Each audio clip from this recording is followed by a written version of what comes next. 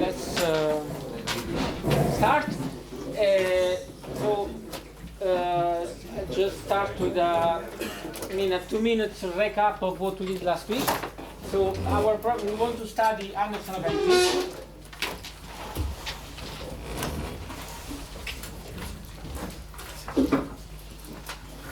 Which is, as we discussed, is a transition for the properties of the eigenvectors and the eigenvalues of an Hamiltonian, which describes a free quantum particle in a disordered potential, right?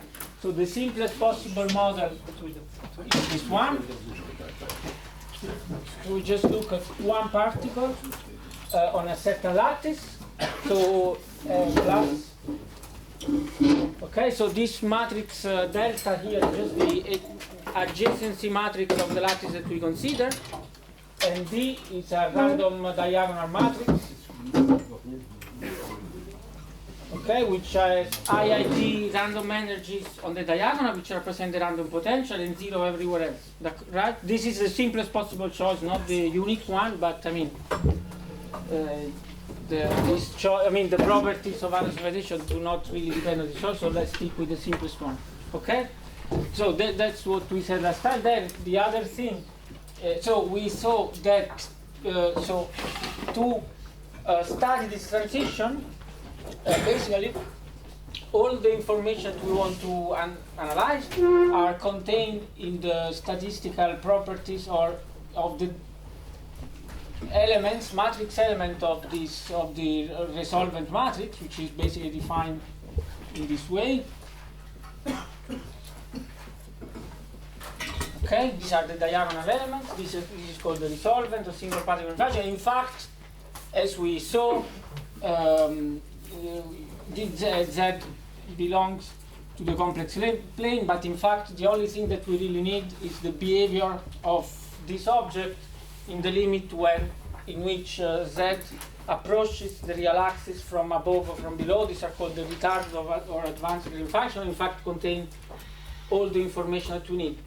Okay, so in fact, what we want to study, for instance, is the imaginary part of this diagonal element for Z equal to lambda plus or minus I eta for eta going to 0, and we have seen that if this stays positive, if I take minus, or negative, if I take plus, this means that the system is delocalized. And instead, if it goes to 0, say I put 0 into quotes because we have seen that in fact this limit does not exist in the localized phase. So we have a singular behavior, but I mean, if this goes to 0, most of the nodes, this means that the system is localized. I have updated my notes on the resolvent because after discussing with you, I realized that maybe I was a little bit too fast on the relationship between this and quantum dynamics. Right? So I mean, if you are curious, you can look at the new version. I put more details of the calculation. Okay? So that's it, I think. And then the last thing that we said is that, okay, now we want to compute this object because this contains all the information, but I mean, we know how to express this when we know all the eigenstates and the values of the Hamiltonian, but in fact now we want to do the inverse. So we don't know this, that's precisely what we want to study, the properties of the eigenstates, and so we need a way to compute this object. Right? This cannot be done in general, but there are some special kind of lattices in which this can be done exactly. Okay, and these are these tree-like sparse random graphs. In particular, the simplest one is the random regular graph. So these are graphs built completely at random, in which each node has exactly k+1 neighbors, a fixed number of neighbors. Okay, we've seen the properties of this object. They are basically they are locally tree. Okay, so if I take a node in the large n limit, if I take a node and start to look at its environment, it just grows as a tree without loops. because short loops are very rare. Okay, so loops are rare, short loops are rare.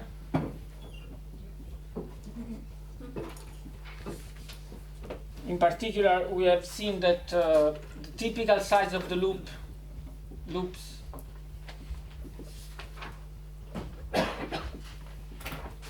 is log n divided by log k. So n is the number of nodes, the volume, and k is the, essentially the connectivity. Okay, and also the these graphs have the advantage of having no boundaries, okay, and being statistically translational invariant because they have no boundary. Okay, so on these graphs in the large n limit, there is a way to compute these diagonal elements, and this will be what we will see today, how to do this. Okay, and this is called the cavity approach. So today we are trying to understand how to write self-consistent recursion relation for the diagonal elements of this green function on these lattices for the Anderson model. Okay, this can be done thanks to the hierarchical structure of the tree, basically locally. Okay, which allows to write this recursion relation on this diagonal element as a function of the nodes, and then from the nodes we go to the next, and so on and so forth. Okay? And you do that directly in n equals infinity limit, or do you do this at n finite? So this equation that we will derive, they are exact, asymptotically exact only in the large n limit. Okay? If I can, they are an approximation on finite random regular graphs, and there is also a way to control this approximation, in fact. But I'm not discussing that. So what we will discuss will be all about n going to infinity. Okay, so yes. But if we have a finite tree and n goes to infinity, then it will not fall in this limit, right? Because the boundaries. No, so this is not a tree as you. It's not. It is a random graph. A tree, if you construct a tree without loops, it's not random, right? You start from the root, and then you have 3 neighbors, and then k plus 1 neighbors, and then so on and so forth. This is a random regular graph. So it's constructed in the way that we discussed last week. I don't know if you remember. I can repeat it if no. So it's just defined in a way. It's a completely random lattice in which you have n nodes. Each node has k plus 1. So there is no boundary. We just take the limit of this, of the volume going to infinity. Okay? And thanks to this property, basically locally, if I look locally in the large n limit, the graph will look like a tree. But I know that there will be very large loops that basically prevent boundaries deformation. Yeah? Yes? Could you eliminate why these random graphs are physically interesting? Yes, yes. I tried to do this last time, but they are also, so they are widely used to represent. Sparse random networks emerge in many contexts in physics. Okay, in general, they are not random regular graphs. In many contexts, they can be, I don't know, scale-free network. If you look at communication network or transport or something like this, or right. In connection, particularly with Hamiltonian. Sorry? In particular connection with this Hamiltonian. Okay, so for StatMech, there is a particular relevance of this kind of graph, is that they provide a mean field approximation for a lattice model, which is interesting when you have a lattice model with short-range interaction. So you can do exactly what we will do today, solve the model on this lattice, and see, due to the properties that we discussed last week, the fact that the number of neighbors grows exponentially with the distance, this represents behaves like it's like the d going to infinity limit of an Euclidean lattice, right? So in Euclidean lattice, the number of neighbors is a power law with a power d, the volume of a ball. Here it's exponential in the radius. So it can be thought as a lattice corresponding to d to infinity. Thanks to this represents a mean field approximation, which is in many ways better has many advantages compared to standard, naive Curie-Weiss or Bragg-Williams approximation. For instance, there is the notion of distance, right? And also it's, quantitatively more accurate. For instance, if you look at the critical temperature, you find a better match compared to the true one in finite D, right? And for instance, it's exact in dimension 1. So if you try for the Ising model, it doesn't, you put 2 neighbors for each node, which corresponds to D equal to 1. You don't find the transition, while instead you would find for a standard mean field. And for us, the main advantage, there are some models for which the mean field approximation is only defined on this kind of graphs. Like for Anderson, you cannot do like a fully connected approximation, right? Because as soon as you say that every node is connected to everyone else, you immediately delocalize. You need some notion of distance and space to define Anderson localization. You need to define spatial structure of eigenstates. So that's the main interest for us. Okay, it's a kind of effective D going to infinity lattice, so it can be used to obtain a mean field approximation. And in general, thanks to the fact that it's a tree-like lattice, you can solve the model analytically, provided that you have short-range interactions. Yeah. Okay. So now today we want to obtain these cavity equations.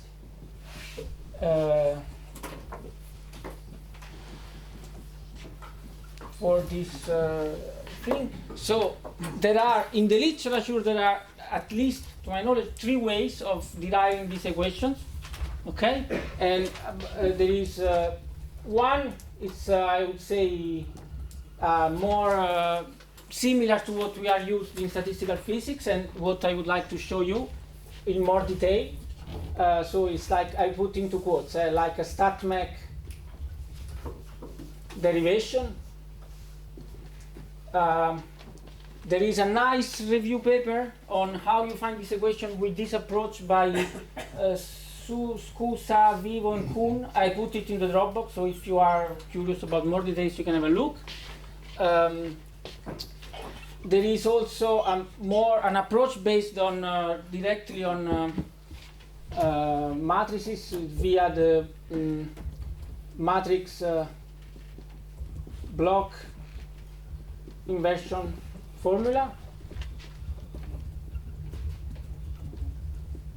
Okay, I will tell you how to do it in this way, but more quickly. Okay, this is more the way that mathematicians use to obtain these cavity equations.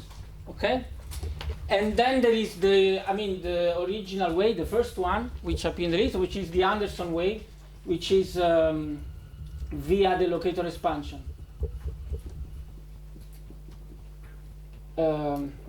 So this is in the original paper of Abouchagra, Anderson, et al. Of 73. This is very, very nice, extremely nice. I put the derivation of the cavity equation using Anderson approach in the notes, but I won't discuss them because it takes just too much time. But it is in the notes, and it is also explained in detail in a review paper on Anderson localization and many-body localization by Antonello Scardicchio and Timothée Thierry, recent paper. So which is also in the Dropbox, if you are curious. Okay. So today I mostly focus on this derivation, and I'll give you some elements of this other derivation. Why I want to give you more derivation? Because both. So this one, it's really general for StatMech model. It's the same thing that you do for Ising model, for instance, right? It's not. It's very can be generalized to any lattice model, applying exactly the same scheme, so it can be useful for you to know. This one can only be applied to matrix models, but I think it's nice because it can be generalized to, in fact, to any matrix model. You don't need the model to be a tree, but then of course the fact that the model is a tree simplifies the equation and gives back the same equation that you find here. So this allows to understand really what are the kind of approximation or simplification that the fact of taking a tree lattice allows. And this one is very, very nice, but I should first explain you what is the locator expansion. and then it will take just too much time. But if you are curious, just have a look to Anderson paper or the review paper or my notes. Okay, so let's start. So with this stat-mech derivation of the cavity equation. This stat-mech derivation is the starting point. Is to find a representation of the element of a matrix via a Gaussian integral. Okay, so okay, I do. So imagine that I have a n by n square real symmetric matrix M. Okay, positive definite. I mean, we don't really need it, but okay, let's say that it's positive definite, and then you all know that if I do the integral, the xi exponential minus 1/2 x, I use the same notation as Peter. So this is, I mean, you all know this is 2 pi square root power n over 2 divided by the determinant of this matrix, right? Yes? Fine. So, and if I do this,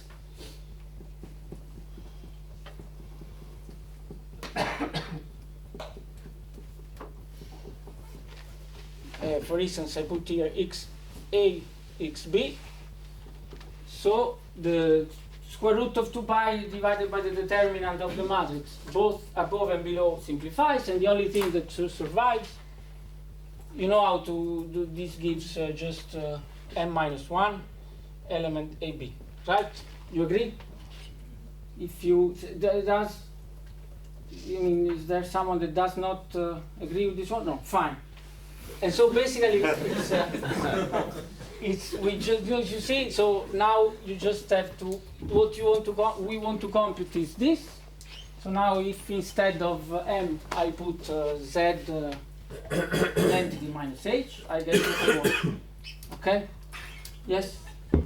So I can write that gij, any element of the resolvent, I can formally represent in this way as integral over this field. I mean, the notes I called it phi, I don't know why, so let's, I use the same notation. Exponential minus 1/2 phi z identity minus h phi phi I phi j divided by this normalization, which essentially is plays exactly the same role as a partition function. You agree? Yeah, so I, in the notes and in the also in the papers, I put here an I over 2 just to make sure that, so, I mean, let's consider the retarded green function. So that if the imaginary part of z is negative, then if I put an I here, I'm guaranteed that the integral converges, so this means that this is minus I. I mean, we don't really need to do it. We could use complex variables or Grassmann variables to represent the same thing. Yes, we have really the choice. So in practice, right, what we have here, I can write the matrix element of my resolvent as the average of phi I, phi j of a field on two nodes of a Gaussian action, a quadratic action. Do you agree? Yes. So basically, it's exactly the same thing as we have a stat-mech model with written in terms of these variables phi I on every node of the lattice, which are continuous variables. They are described by a certain action, right? So basically, this is the integral, the phi exponential of this action, which depends on all the phi, divided by the normalization, phi I, phi j.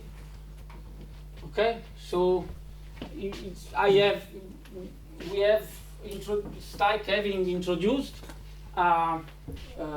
probability distribution, so a weight on all the configuration of these phi's on every node of the lattice, and the average of the variables phi on the node of the lattice give me the elements of the resolvent, which is what I want. Okay? Right? So basically this term here plays exactly the same role as a Boltzmann factor for a stat-mech model. You agree?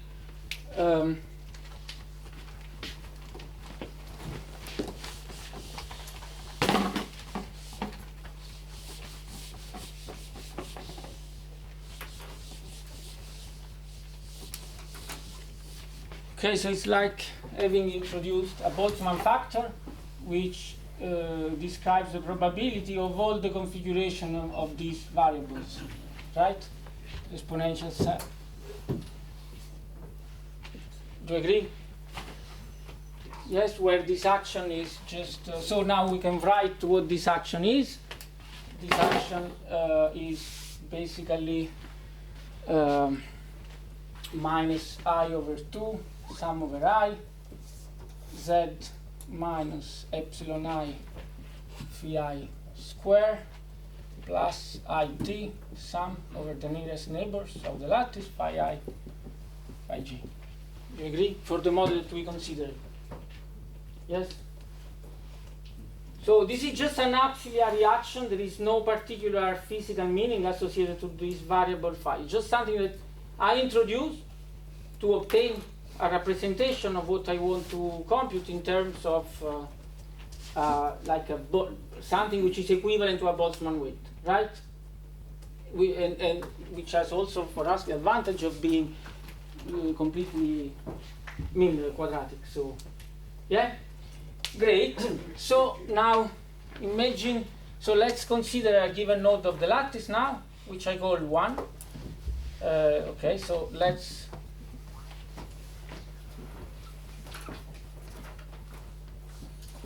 Node 1, which has, say, I fix k plus 1 equal to 3. So it has 3 neighbors.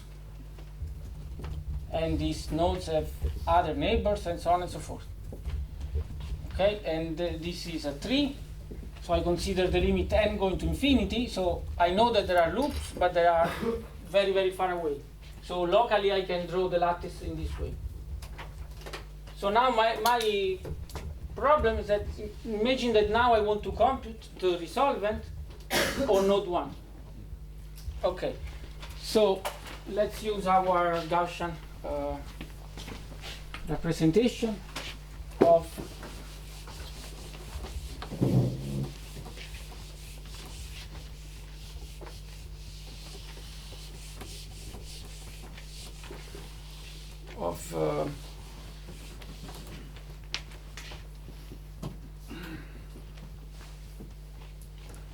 this, and I just write the terms that are corresponding to the nodes that are here from 1 to 4.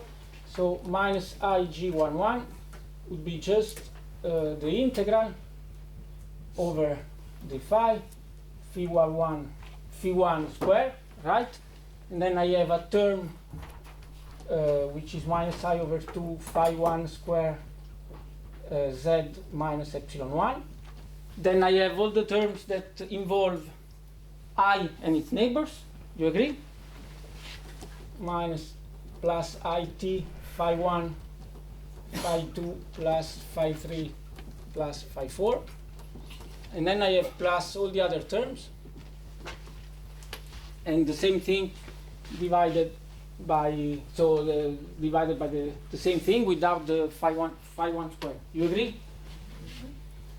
Great. So now, imagine that on each one of these branches, I perform the integrals of all the variables except the phi 1 to phi 4.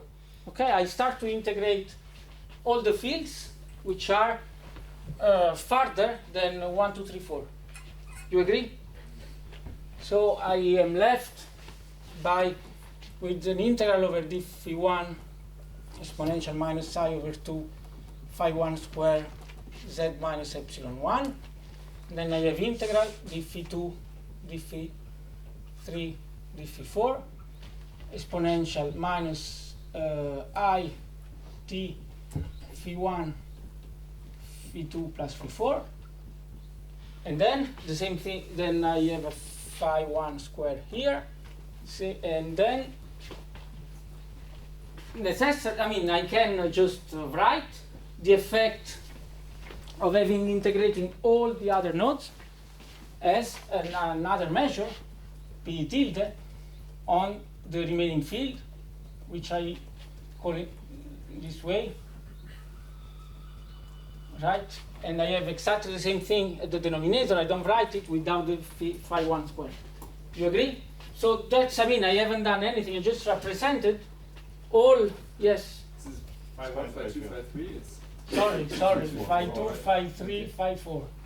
Thanks. So I just wrote the right. So the integral of this action, this p is just the integral of this of exponential s phi over all the nodes except 0, 1, 2, and 3, and 4. Yes? Great. So, and now this is, so up to here really nothing happened, and now there is the key approximation, which becomes exact in the large and limit, that allows me to solve the problem. And this approximation consists in saying, okay, so now I'm integrating everything, but the measure on the fields on 2, 3, and 4 must factorize, because I know that 2, 3, and 4 are connected by loops that whose size is log n divided by log k. So it diverges in the thermodynamic limit. So if I take n to infinity, these 2 and 3 in absence of 1. Okay, so this notation means that this measure is in absence of 1. They cannot talk, right? they are only connected via 1. So since I have not integrated 1, they cannot. When I just integrated what's more the exterior, they cannot be coupled. Okay, so this means that p tilde of 1 of phi 1, phi 2, phi 3 must be factorized in this way, like a p. I use this notation.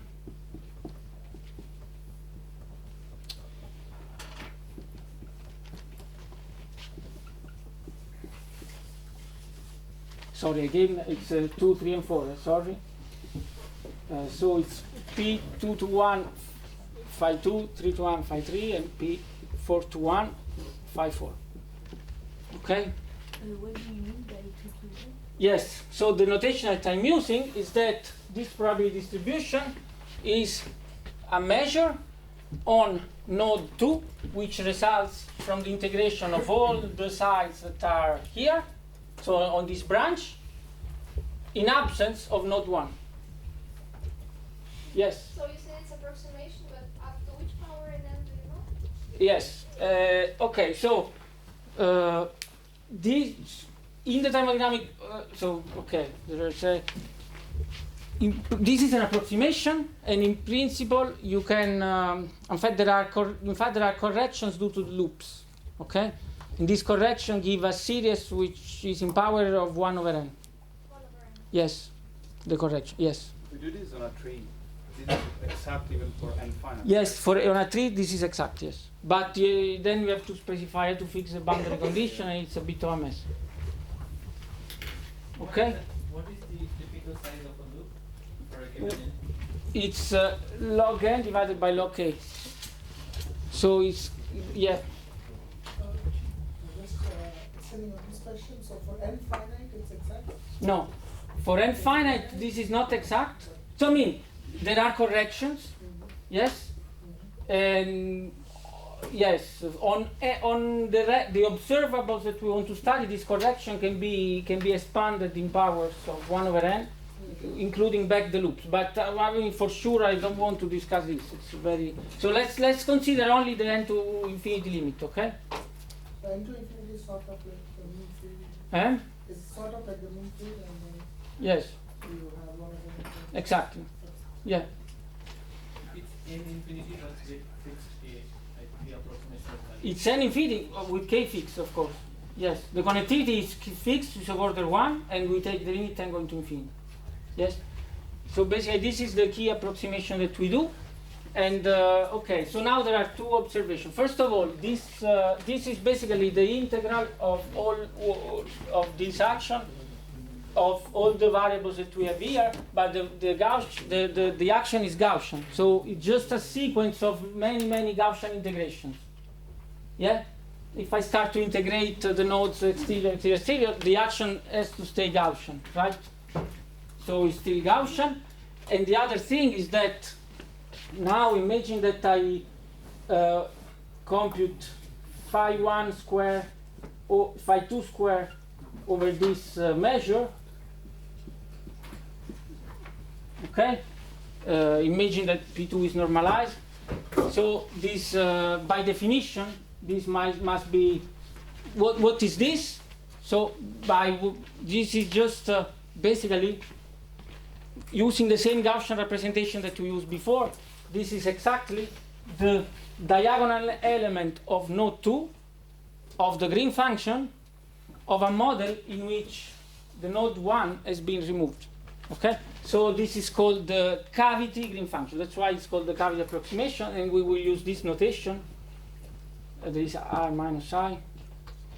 Okay, so how is this is defined, this object? This is the diagonal element of node 2.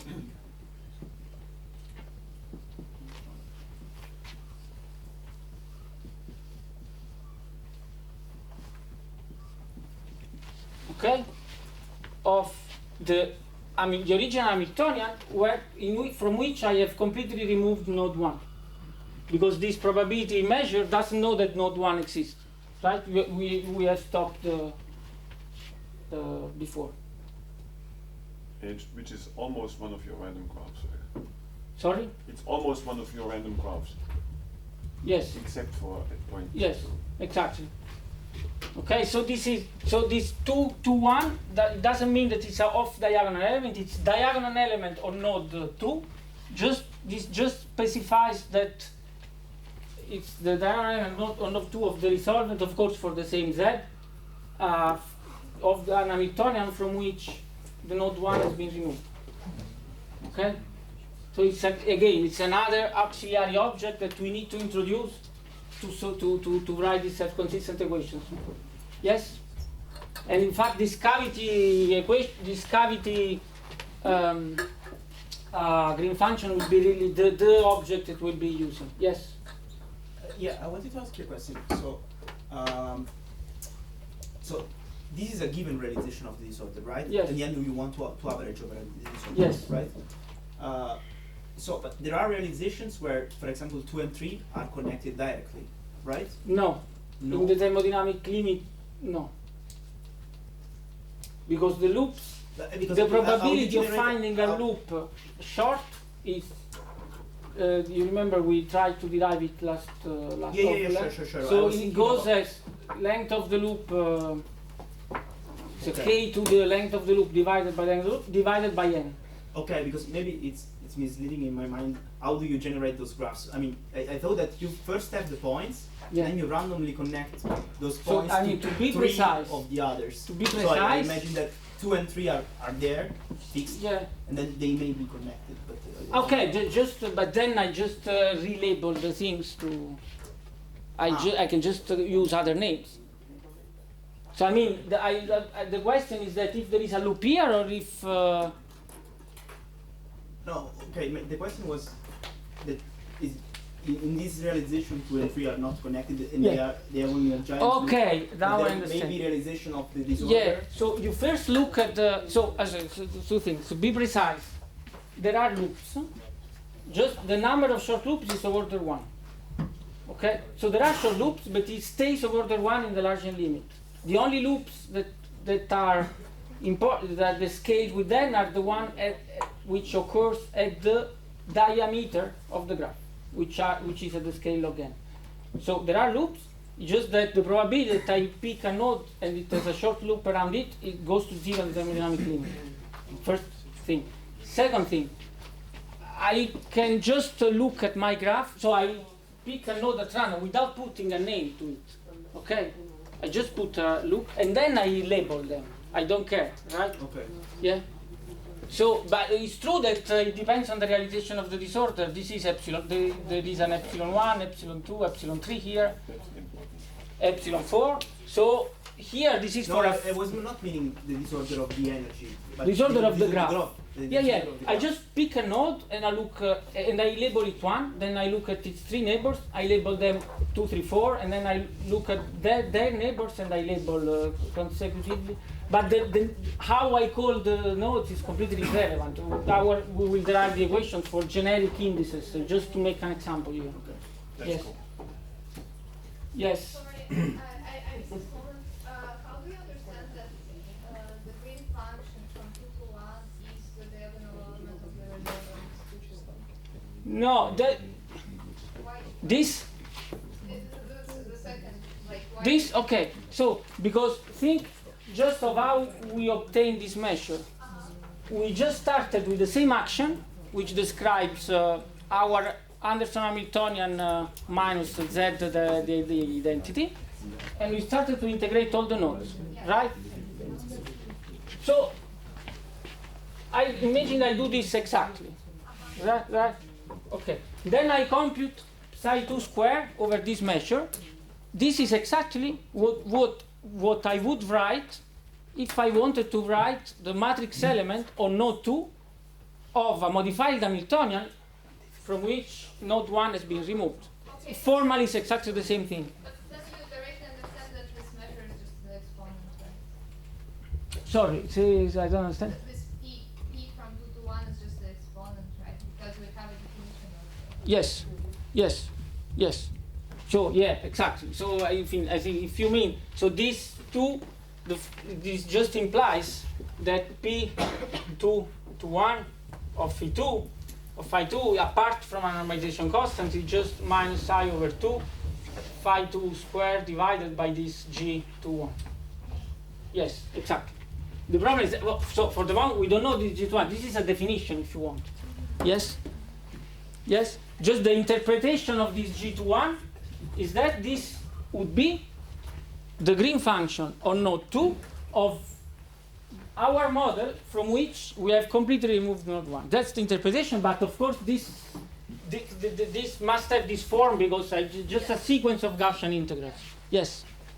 What is the superscript you put on the h when it says g to the 1 equals 1 over z minus h something? Here? Yeah, the superscript of that. Yeah, sorry, it's 1. It means that it's a... Yeah, without 1. Yeah, so basically our area, I have my h, right, which is epsilon 1, epsilon 2, epsilon n, with minus t, and 0 everywhere else, right?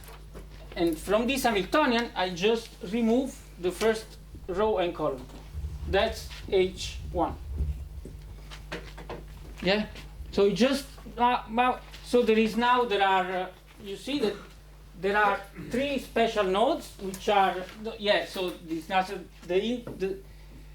the matrix that I wrote doesn't match with the indices that I wrote because it should be minus t, minus t, minus t if I order the indices in this way. Yes, but forgive me for this, but what I mean is that now from this h1 there are 3 special nodes, so k plus 1 special nodes in general, which only have 2 neighbors instead of, so k neighbors instead of k plus 1, right? So this node, if I look at the sum of these columns of the off-diagonal term is not minus k plus 1t, but just minus kt. Because I have just erased 1 row and 1 column. You agree? Yeah. So it's an intermediate object that we need to introduce to write this self-consistent equation. Yes? Okay. And now, okay, once we have this, now it's very easy to write this recursion for the green function. So now we can just say, okay, I have integrated everything here.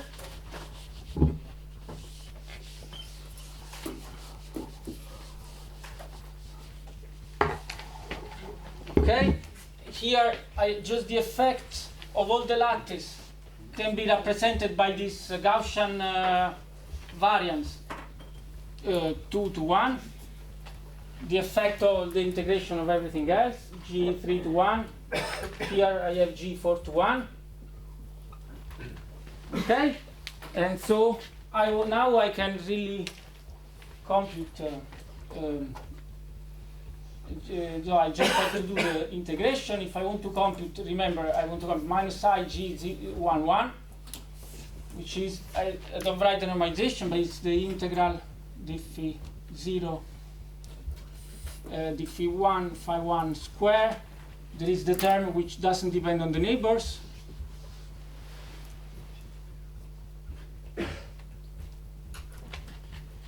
Right? And then I have to do this integral 3 times, right? This integral is, okay, so basically maybe I just first write it.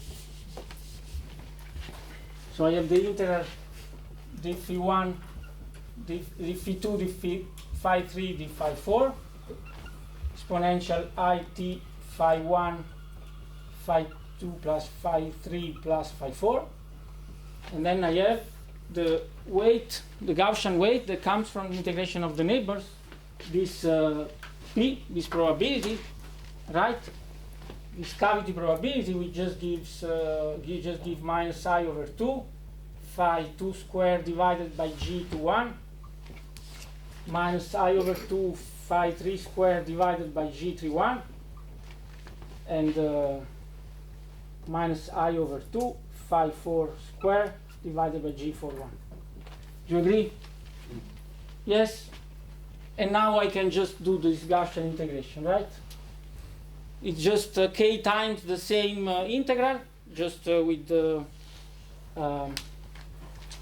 right? Do you agree? So I just have to, so there is, I mean, the denominator that I don't write, but basically we have to do this integral, the phi exponential it phi 1 phi exponential minus I over 2 phi square divided by this cavity green function to power, I mean, let's call it phi j.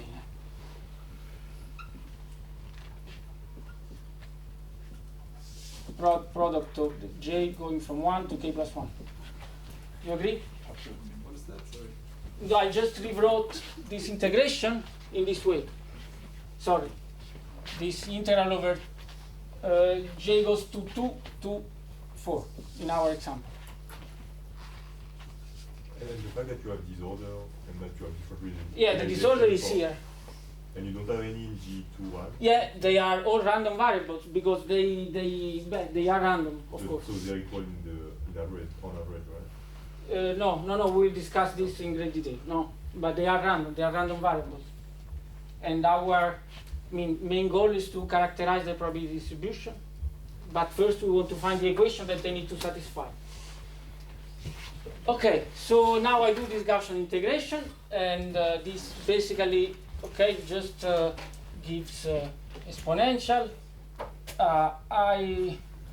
so it phi 1 square minus 1/2, and divide this is times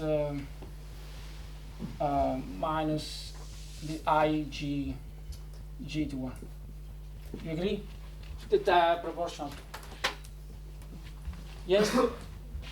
You agree? And then I put back it here. So what I found is that minus IG11 is basically proportional to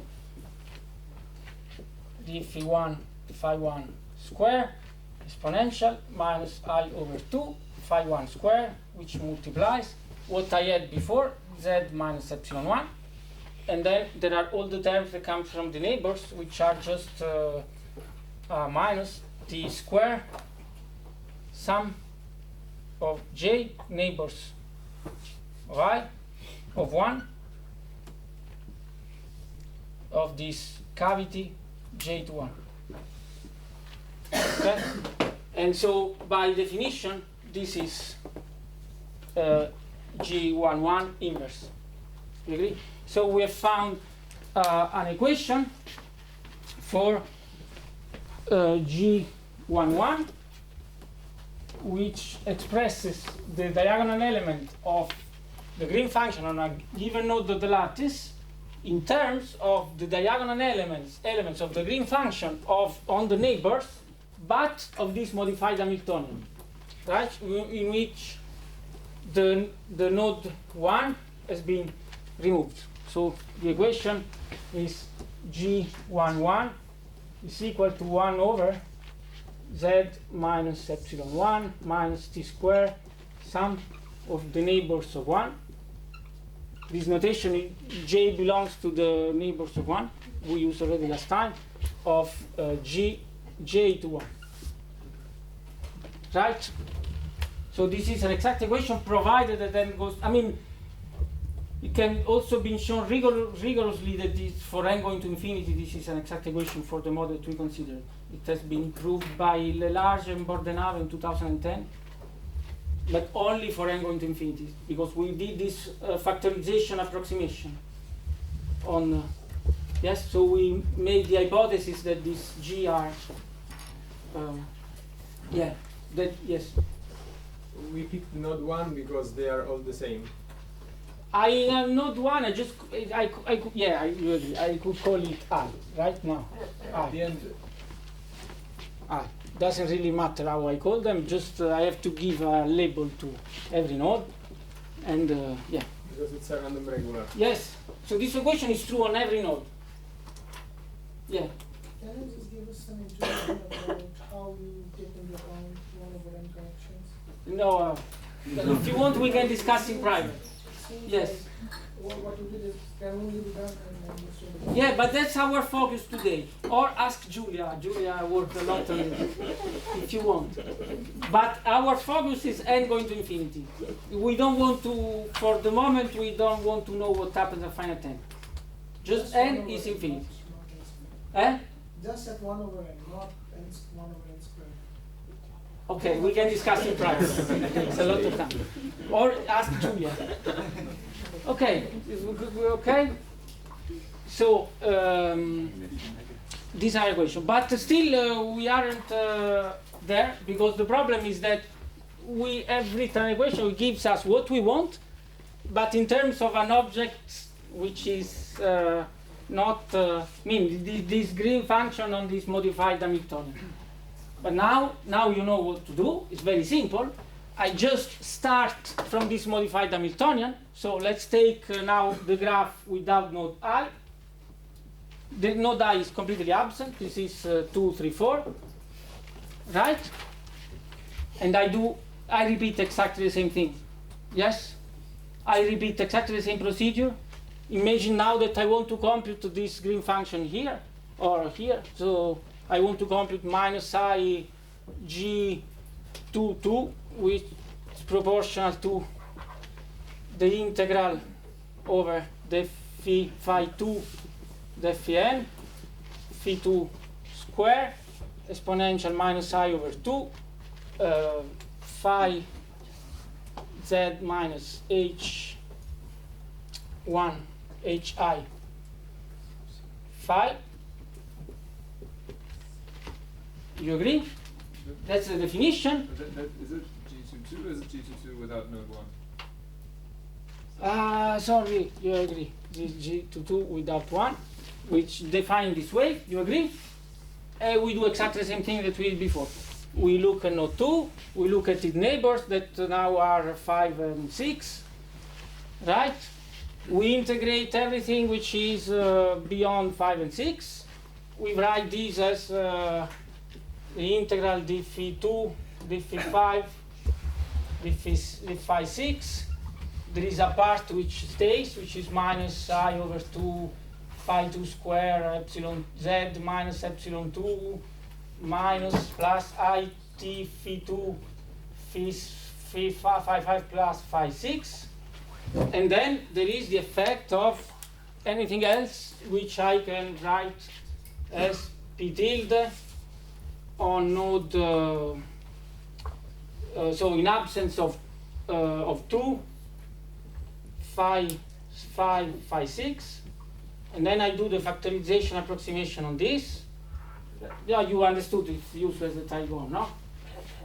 Or you want me to continue? It's fine. So we get now this the same, exactly the same recursion relation, but now for the cavity ones. You agree? Because we start from the cavity one, and here again we retrieve the cavity green function by construction, right? And now a miracle happens. Which one? I'm not aware of any. Well, if you take 3 away, then it's easier, right? If I take? No, okay, continue.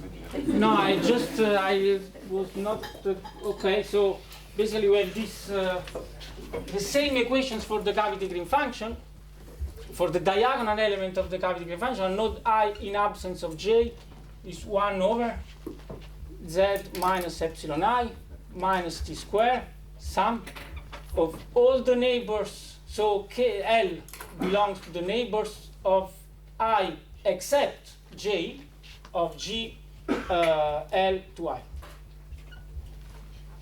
Do you agree? So this is derived exactly the same, we applying the same procedure of this one when we start already from a graph that has a node missing. That has a missing node, sorry. Yes, fine. Okay, so these are the cavity equations for the diagonal elements. And so basically, these are really self-consistent equations. You see, this is in principle for a finite graph. This would be a set of, on each node, I can choose one of the k plus 1 neighbors, and I have one of these equations, right?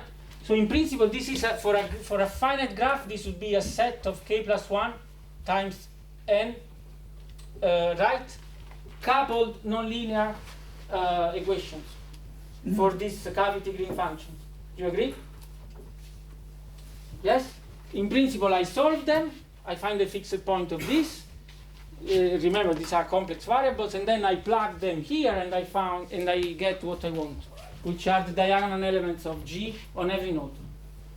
But these are not self-consistent equations. This is just an equation that automatically gives me the diagonal element resolved once I have solved this one. So you see that these one are really the important ones.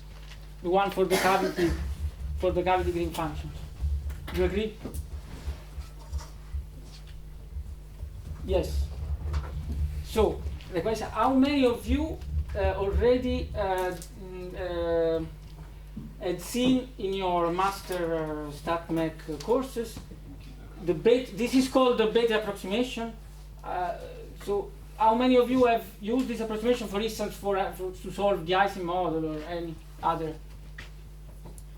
Okay. So how many of you have never seen it before? Okay, so for those that have never seen this before, is it okay or not? We asked Julia. Yeah, ask Julia otherwise. No, I'm joking. It's so. What time is it? Voila. Okay. Yes. Can I? So little exercise for those that haven't seen it. Just try to do it for the Ising model, applying exactly the same scheme. Okay. Again, the solution is in the notes, but you can try to do it yourself first before looking at the solution. So basically, you have this Hamiltonian of the Ising model.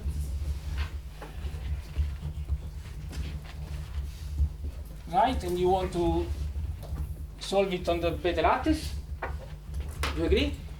So you do exactly the same thing. You pick a graph,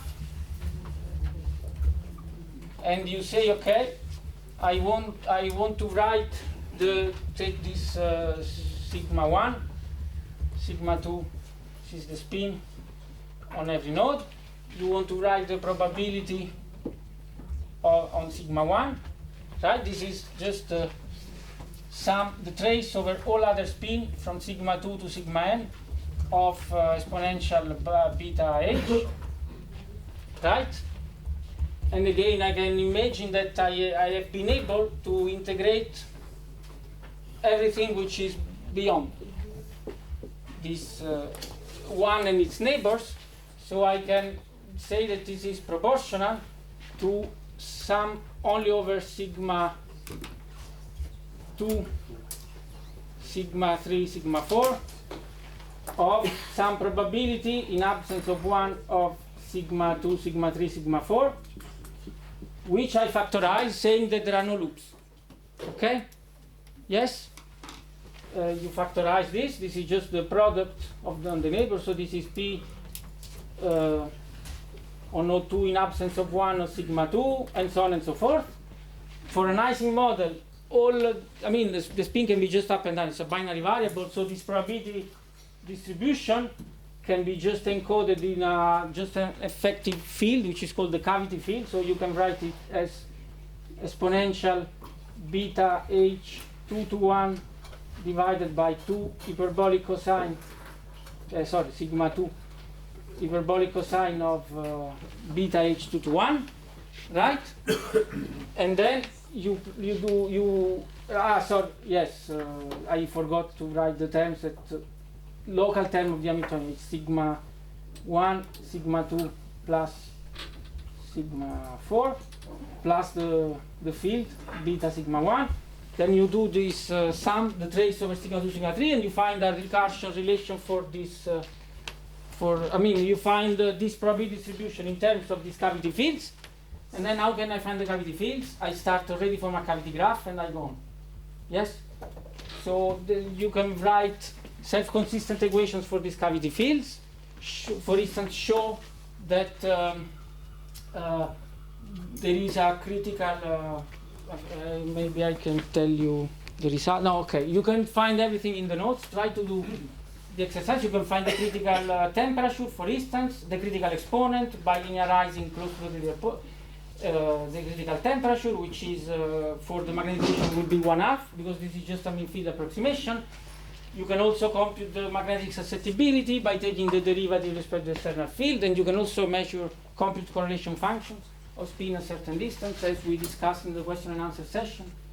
So you can work out all the critical properties of this model using this cavity approximation. Again, this is in 2 steps.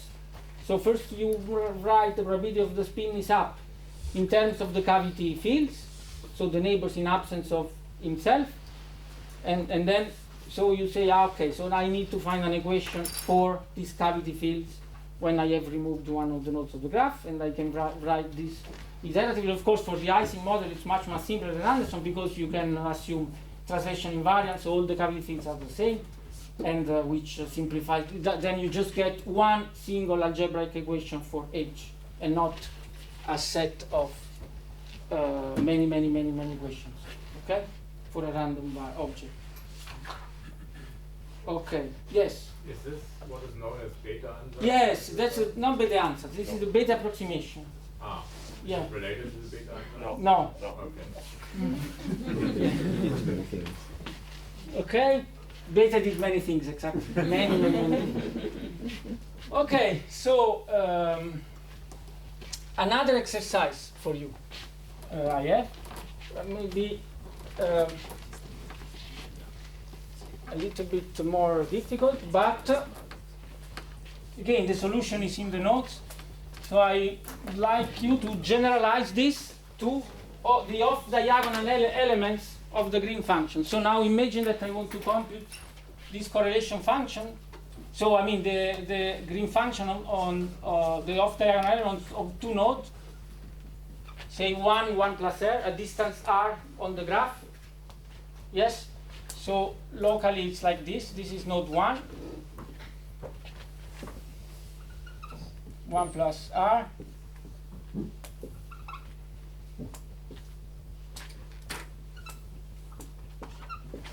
Okay? Fine. So here this is only the part of the graph that we need. We suppose that we have integrated out exactly the rest. No, yes.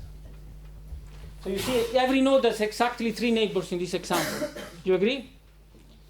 Okay, so you want just to write, so this G is just proportional to phi 1 plus R of our action.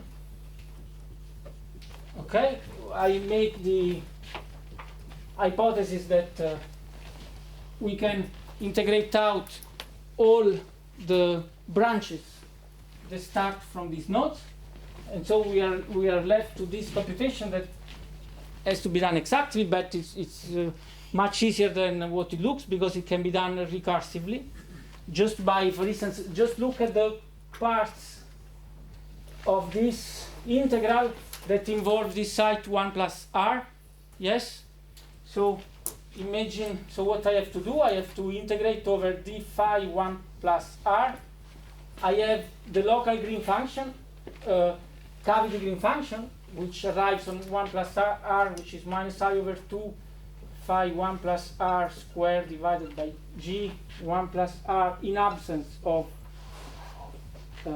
this is R, right? Yes, and then I have this phi 1 plus R here, right? And then I have the terms that interact with R. Yes, I have a term which is IT phi 1 plus R phi R, and I can do this, if I do this integral, now it's a little bit different because I have this term, but I can show that this just, I mean, it's very easy, just again, a Gaussian integral, it just gives T, G, yeah, okay, T, G, 1 plus R in absence of R times phi R. Okay, so I'm just this. I started with this phi 1 plus R. I do the integral here. I put down a factor like this, and I move this phi here. Then I have now integrate of this one. I integrate of phi R, and so this gives me T G R minus 1, phi R minus 1, and now I integrate over phi R minus 1, and so on and so forth. So the exercises show that this is exactly equal to G. Then I have just to be careful on the last node, where I have the true green function, and then I have a product of T times the cavity green function.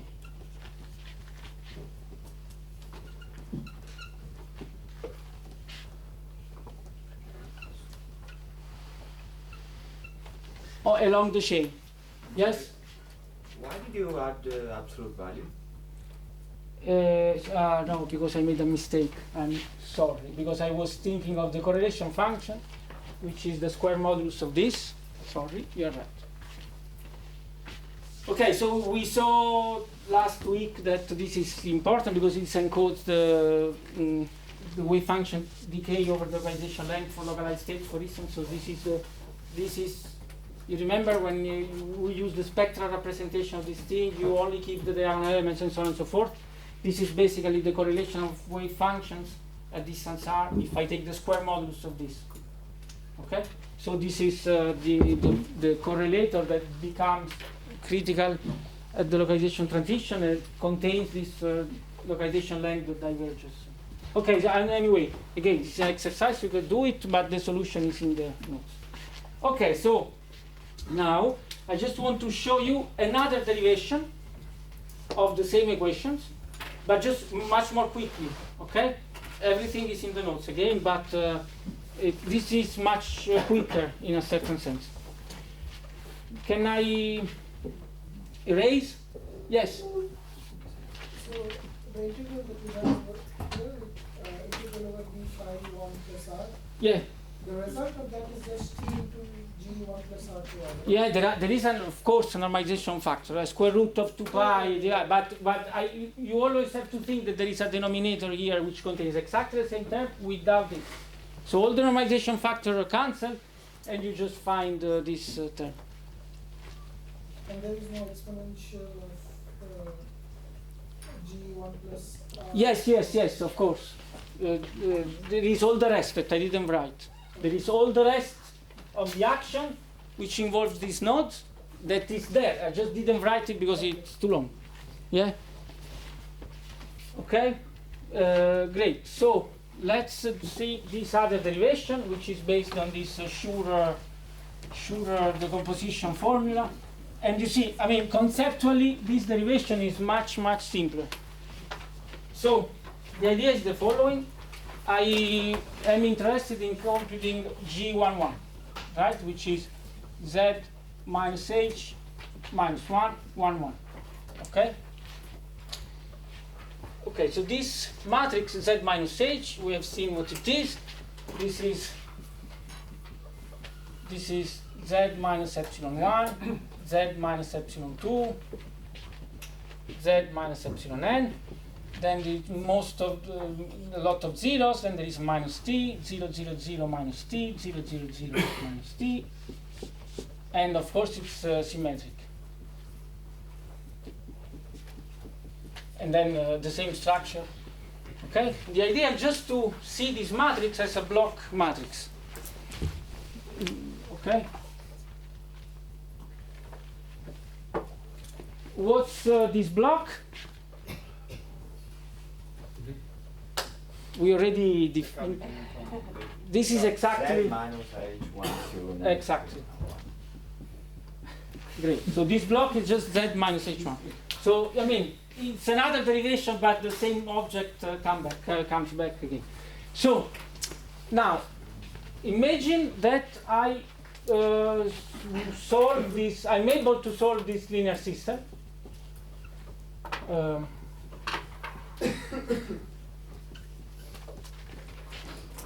Okay, so this is a linear system, so x is my unknown, and 1, this vector is 1, 0, 0, 0. Yeah? Fine? You agree? Mm-hmm. Fantastic. So, you see that now if I multiply both sides by this minus 1, this just gives x is equal to z1 minus h minus 1, 1. You agree? And then if I want to now to compute G11, I have just to sandwich this with 1. So G11 is just equal to 1x. So it basically x, 1. So it's the first component of 1. And of course, you can do it for any also, I mean, this is in a certain sense very easy generalized to off-diagonal elements. We don't have to do this construction on the branch. Yes? Fine? Okay. But how can I solve linear systems? I can use the Kramer method, okay? So if I want to solve, I know that x1 is just given by this ratio. I mean, sorry, I don't have enough space to write it. So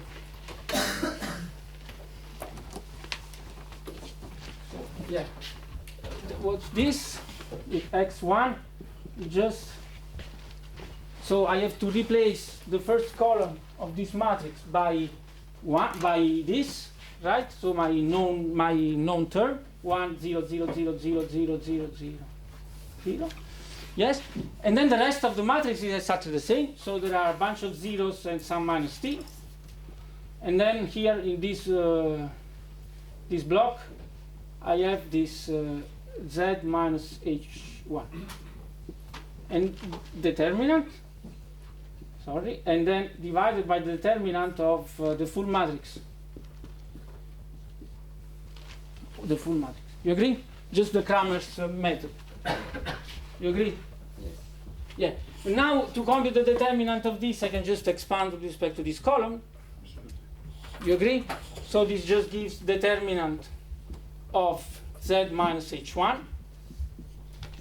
And then I have just to compute the determinant of this matrix. And you know, if I have a block matrix, A, B, B transpose C of this form, the determinant of this, I can do it with respect to A or to C, but for us, we have to do it with respect to C.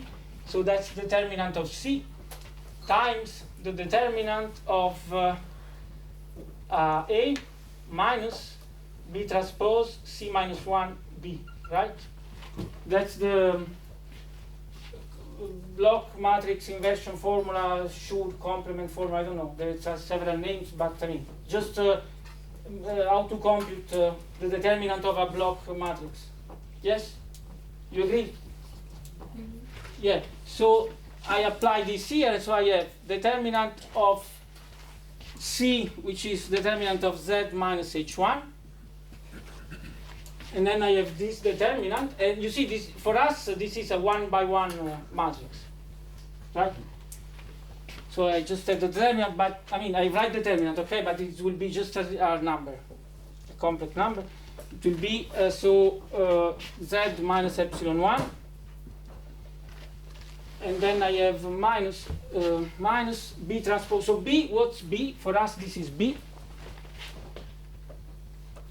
Right, so B is just minus T delta Bij, just minus T delta 1, sorry, no.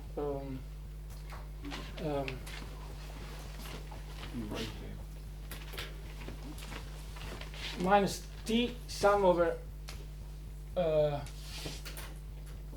J's. So sorry, I'm going to use better, right? So B is minus T sum over J belongs to neighbors of 1 of delta 1J.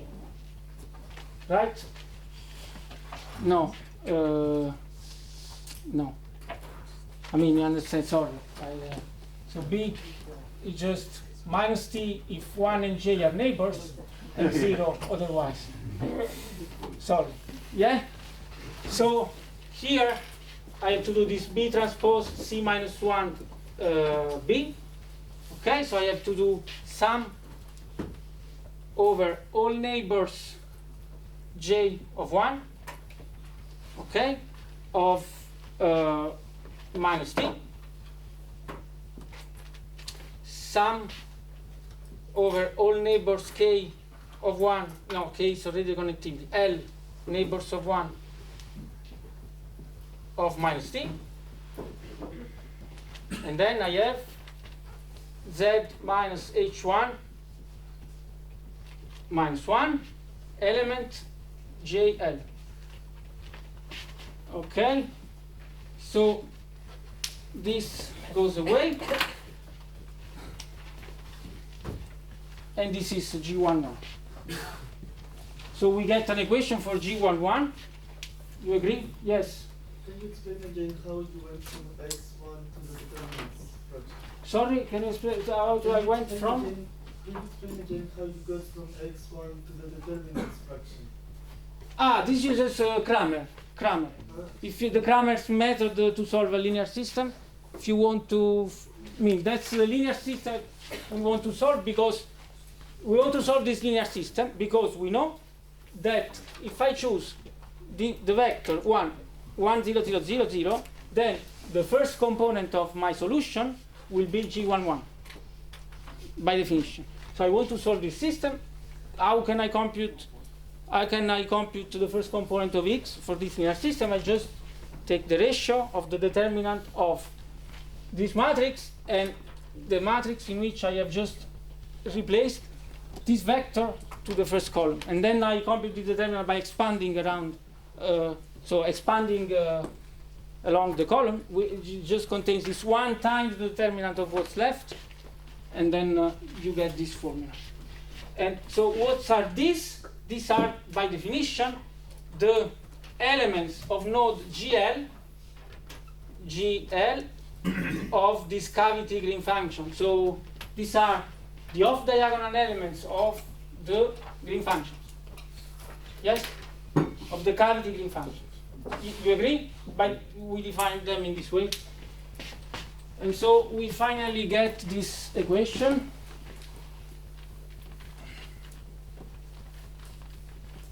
For G11, or but now we can make it completely general, you agree? So it is 1 divided by Z minus epsilon I. So it looks really similar to what we found before, but there is a difference. It's just minus T squared sum over J and L, which belongs to they are both neighbors of 1, of G I, neighbors of I, sorry, JL. And now, so you see, this contains the off-diagonal term of this cavity equation, but now we can do, this is exact. We haven't done any approximation so far. You agree? So this is true for any lattice. Yes? Yes?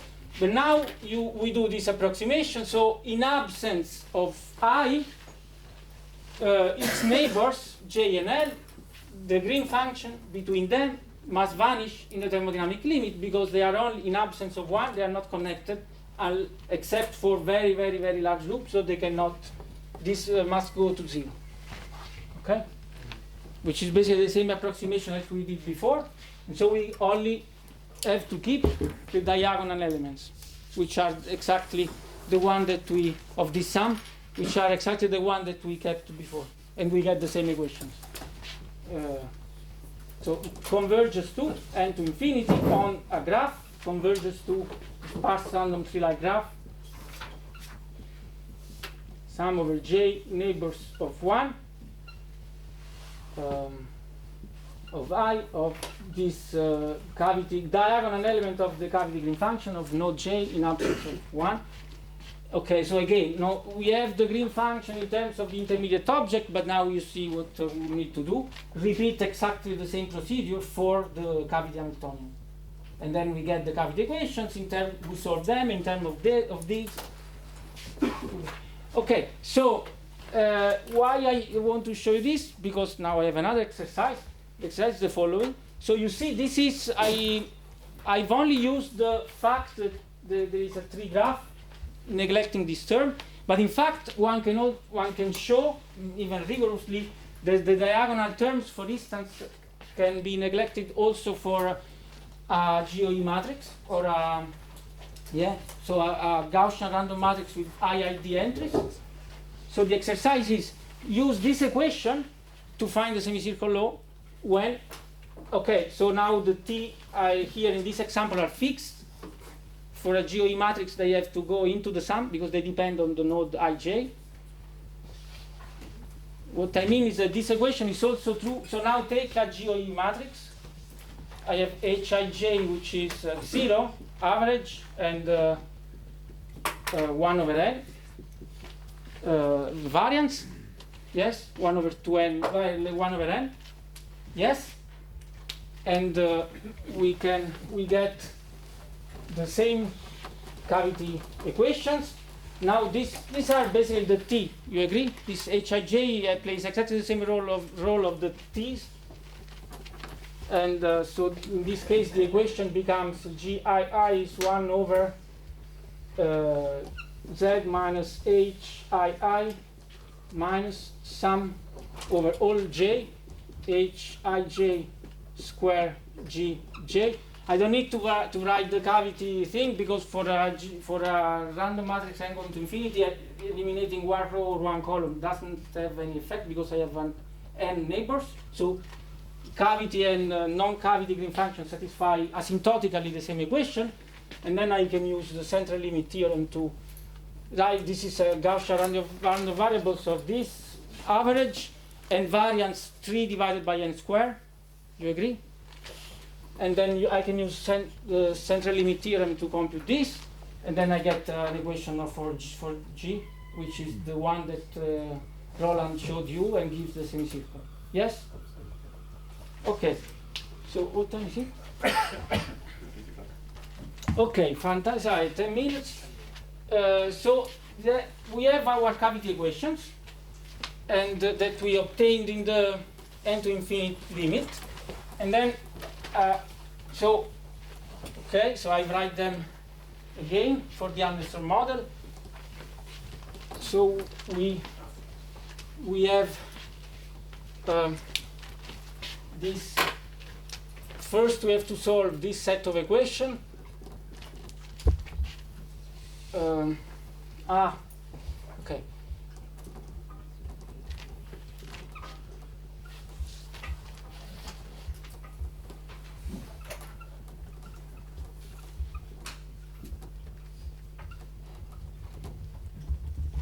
Okay, so this only contains k terms, the sum, neighbors of I except j. And then once we solve all these equations, we can compute GII on every node using the same equation in presence of all the neighbors. Yes? So this is a true self-consistent equation. Then once you have solved this, we just have the same thing. But again expressed in terms of the green function, of the cavity green function. So okay, everything is controlled by, in fact, this self-consistent equation.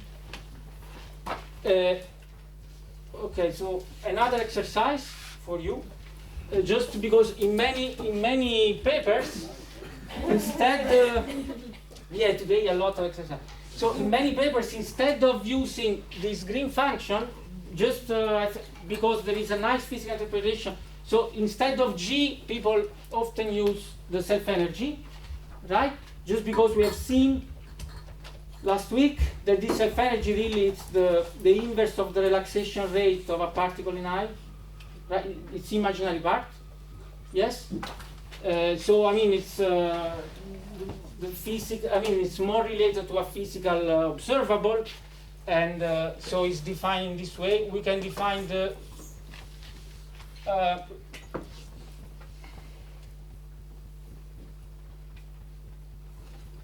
this is the definition of this. I can define this cavity self-energy, which is defined this way. Yes, and I can define the complete self-energy, which is defined this way. Okay.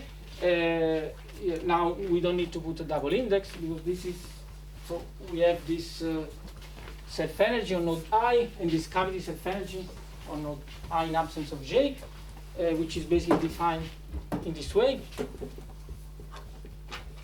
So this is a simple exercise. Use the cavity equation that we found to obtain the recursion relation for the self-energy. Because basically these are the equations that you find on Anderson's original paper. Okay? It didn't use these equations, but the equations for the sigma.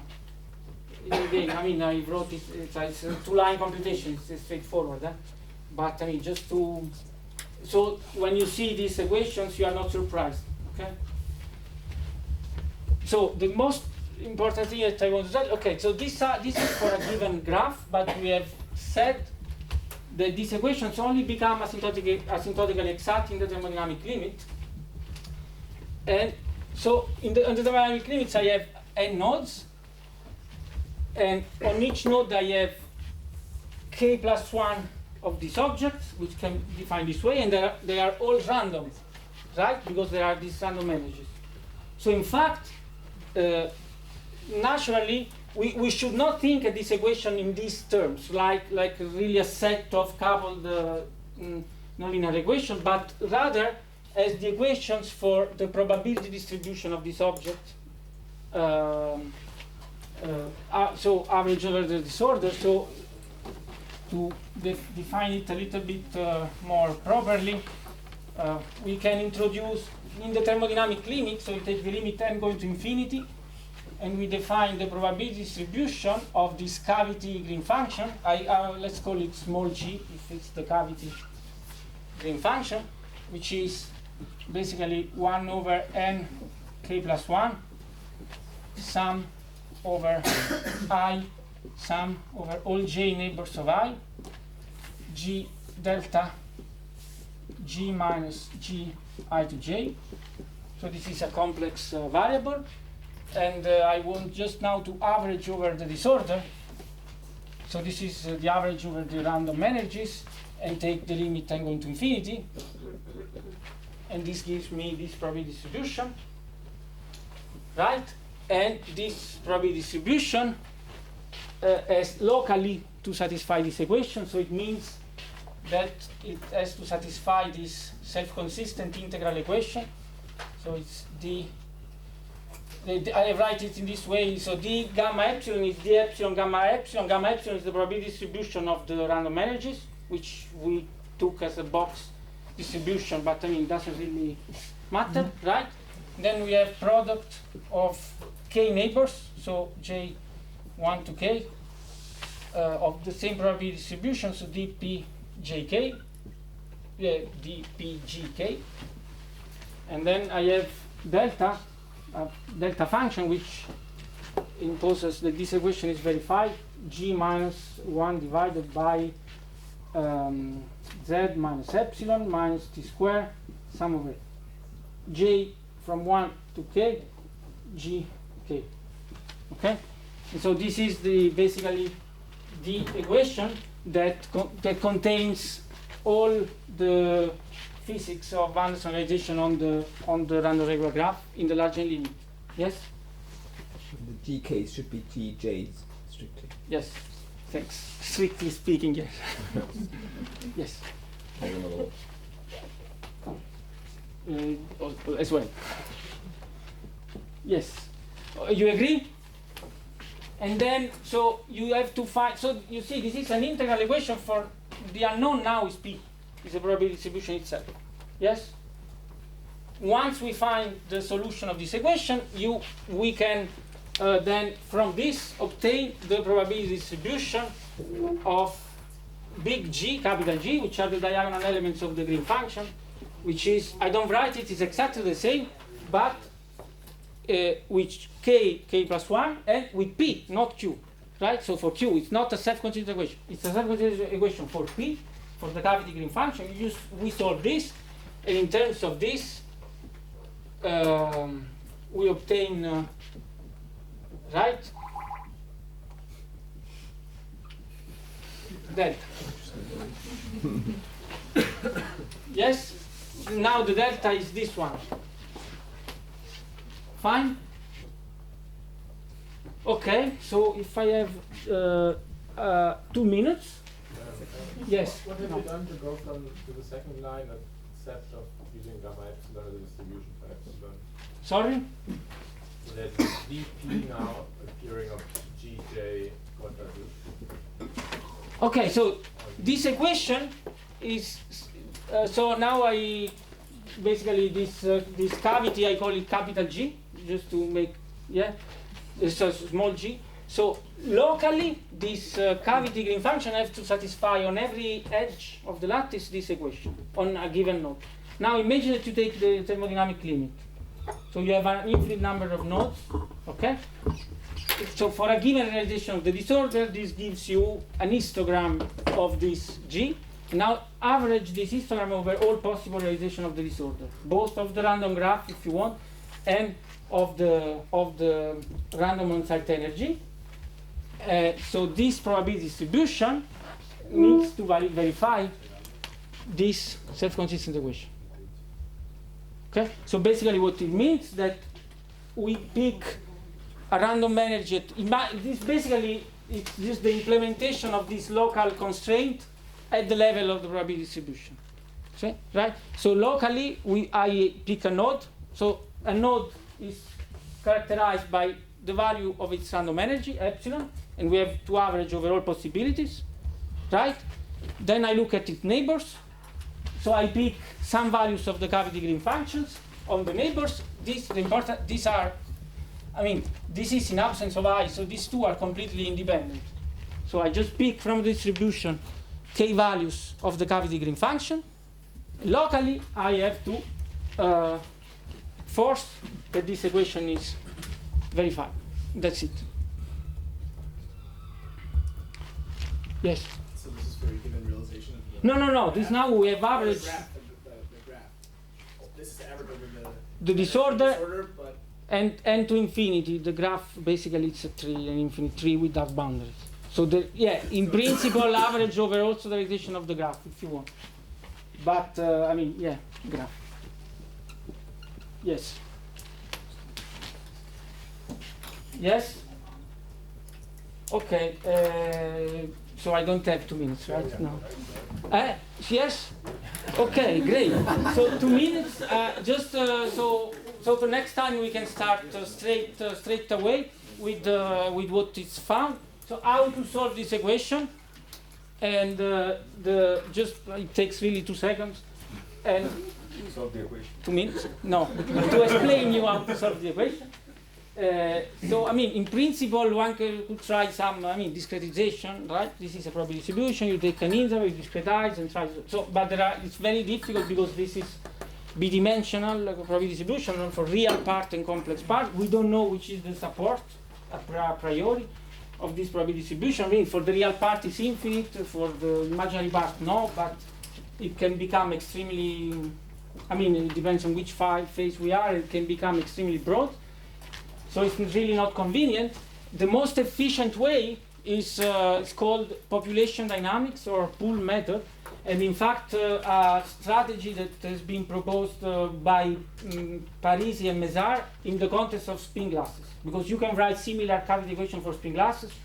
These cavity fields that I show you for the Ising model now become random variables. So you get a self-consistent equation for this probability distribution. And they proposed it to solve using this population dynamics approach. And the idea of this population dynamics approach, basically it's a smart way of solving this integral by a kind of Monte Carlo method. So you approach the probability distribution by a large set of elements of, say, alpha 1 to omega, 1 over omega, delta g minus g alpha. So you approximate your probability distribution by a lot of delta bits, yeah? Right, and then it gives an histogram. And this, of course, this delta bits is the product of real part and imaginary part deltas, okay?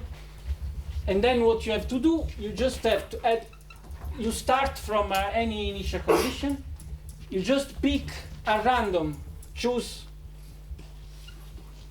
epsilon, right, according to gamma of epsilon. You pick k elements, g1, gk, from this distribution completely at random. Yes? Right? You compute the new one, g nu, which is given by this equation. Right? 1 divided by z minus epsilon. Of course, z is probability distribution, depends on z and on the disorder. Minus epsilon minus t square sum gk. And insert g nu in a random position.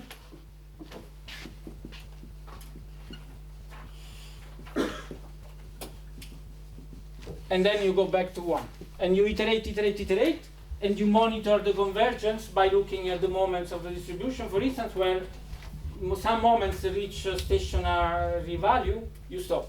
And you get your mean. Yeah, say that you have a stationary probability distribution. Okay? So that's the way that one can use to solve this equation very accurately, and next time we will discuss what one finds when one does this. And then I would like to tell you something about studying the critical behavior close to the localization point analytically. Okay? Yeah. So thank you very much.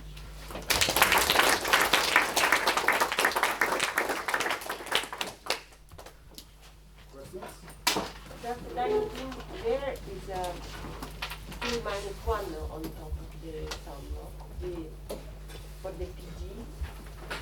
Here, Marco, in the delta, it's the neighbor exact. Yeah, no, sorry, I used a notation which is commonly used. The total number of neighbors I call k plus 1. Okay. Because I already know that the relevant thing will have k plus 1 minus 1. The equation for Q will be k plus 1. Yes. Okay. Yes. In the equation for the correlation function, there will be k minus 1 because you have two neighbors and one. Yeah, no, so the equation for the big G. For the big G is k plus 1. Exactly. Yes. Yes. Yes. But I didn't understand what you meant by insert G nu in a random position. So you just pick a random number between 1 and omega, and you replace G nu with the one which was before in the pool. And when you say pick G1 to K, so you draw them at random from this pool? Yes. Okay. Yes. Sorry, it's not really. No. Yeah. So you draw k indices at random from 1 to omega, yes, you pick a random value of the energy, you find a new element, and you insert in a random position of the pool, and you go on. Do you have to pick the G's with or without replacement, or it doesn't matter if omega is large enough?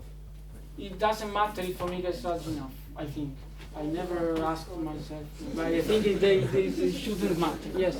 But this is also like a general scheme for solving a lot of coupled nonlinear equations as well, or? Not really, because here you have no space. There is no space. You shuffle the indices every time. You have lost completely who is who here. You are just discretizing a probability distribution. Instead of doing an histogram, you have moving points. Why it's useful to do this? Because you don't know the support. And the other reason is that, as we will see, this probability distribution will become very broad and will have power laws. In this case, it's not useful to have a fixed binning. You have to adapt your binning. In the region where you have more elements, you need more, and the region where you have less, you need less. But it's very hard to do it a priori if you don't know the distribution. So this is done naturally by the shuffling of the deltas. So that's why it's more efficient. Yeah. Can I ask you, in the actual simulation, what's the role of k? Can I take k the smallest as possible? Say Smallest possible is 2.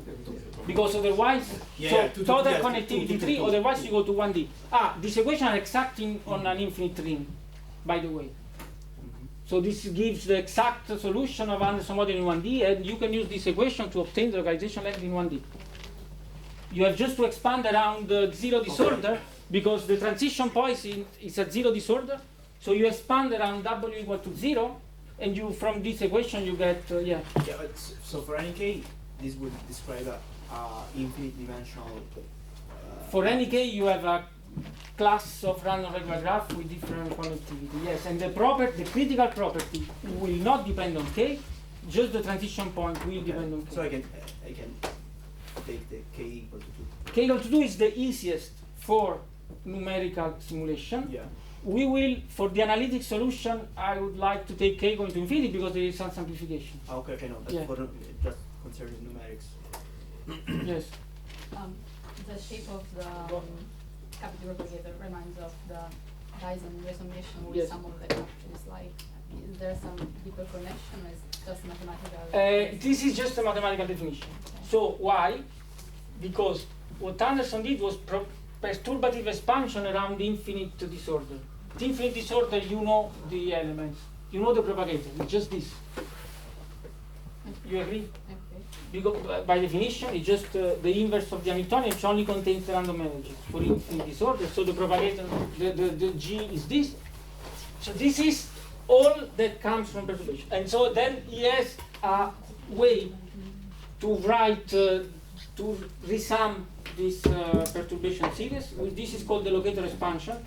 But it's not a resummation of simple diagrams. It's extremely complicated. You have to resum over all possible self-avoiding words on your graph that start from a point, and then So Anderson wrote this equation. I mean, Anderson, basically Anderson wrote the equation for sigma, but they are a bit the same as for G. Just there is just you just define sigma on a node as t squared times the sum over the Cayley-Green function on all the neighbors. Just a redefinition of your random variables. Just a change of variable. It's really a change of variable. At the level of the probability distribution, it's really a change of variable. They wrote them as a perturbative expansion of. Yeah, but on the Matrices is exact. Okay. Because it's a sum over path, and on the Matrices there are no. I mean, you can only go forward and backward if I want to come back from where I started. Because there are no loops. And the corrections are smaller in the size of the loop. There are no loops. We are in thermodynamic limit. Yes. Can you directly write an equation for example, the mean or the second one? For the mean? Yeah. No. I mean, you can for the example that the exercise that I gave you for the GOE. Yes. Okay, but in that case, why is it not possible? Because it doesn't close. It doesn't close. Yeah, but in the large K limit, a small disorder you can again. By again, if you are a large K and small disorder, you can use central limit theorem, large K, to evaluate this object. So you know the probability distribution of G, which will be basically the integral over epsilon of this term. This is a random Gaussian variable. So you can again write a closed equation for the average in the large K limit, but it gives back the semicircle. So I don't know. Yeah. You can do a 1 over K expansion. So you take if K is large, and that's the mean, and then the correction is like fluctuations in G, and then you can do a 1 over K. Yes. Maybe. Yes, it's true. Sorry. Ask Jeremy for the equation for G. Just I forgot. Last exercise for you. Solve these equations, the cavity equations, for zero disorder. This gives you another case where you can write the equation for the average. It just gives the density of states of the random regular graph. Okay, it's also on the notes, you can look, but I mean, it's just you get something which support between -2 square root of k plus 2 square root of k, some peaks from the edge, a square root singularity that slowly converges to the semicircle in the large k limit. So just to solve the equation, that becomes everything translational invariant, and much, so it's just a quadratic equation to solve. Basta.